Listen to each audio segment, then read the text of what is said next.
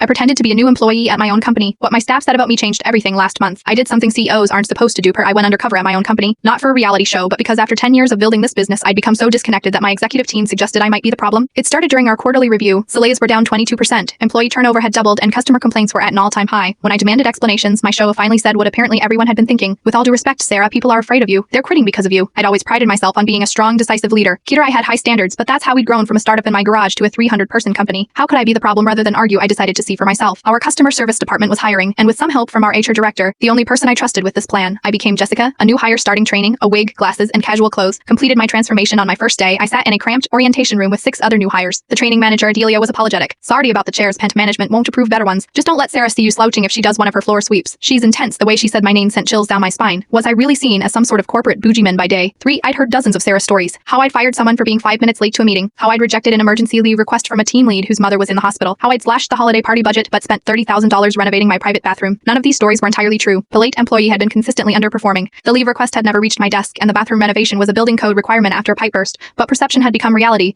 and the reality was ugly. What hurt most wasn't the criticism, but watching how my managers treated their teams. They mimicked what they thought was my leadership style. Parental, cold, uncompromising, focused only on results. One supervisor told a struggling employee, "I don't care what's happening at home. Sarah only cares about numbers, which means I only care about numbers." On day 5, our team was handling a particularly difficult customer. My training partner, Marcus, spent 45 minutes solving the issue, going far beyond protocol. When he finished, our supervisor said, "Great job, but keep those calls under 15 minutes. Sarah reviews the metrics herself, but the customer was happy," Marcus argued. "We probably saved the account. Sarah doesn't track happiness. She tracks call times," the supervisor replied. That night, I couldn't sleep. Had I really created a culture where metrics mattered more than people? Where managers used my name to justify their worst instincts? The breaking point came during week 2. A customer service remit named Alicia was in tears after a brutal call. Instead of offering support, her supervisor said, "Take 5 minutes, then get back on the phones." If Sarah saw our queue right now, she'd fire someone. I couldn't stay silent. Would Sarah really fire someone over one bad call? The supervisor laughed. "You don't know her. She once told us emotions are a luxury we can't afford in business." Ice Queen doesn't begin to describe her. That's when I realized I didn't recognize the person they were describing. Humation along the way, my determination had been interpreted as cruelty, my focus as indifference. The next morning, I walked into the office as myself. Hair, no wig, no glasses, wearing my usual blazer. I called an all-hands meeting and stood before my stunned employees. For the past 2 weeks, I've been working among you as Jessica. I began watching shock spread across the room. I heard your stories about me. Some were exaggerated, some were misunderstandings, but all of them matter because they reflect the culture I've created. I paused, making eye contact with Delia, Marcus, and Alicia. I started this company because I wanted to build something meaningful where people felt valued.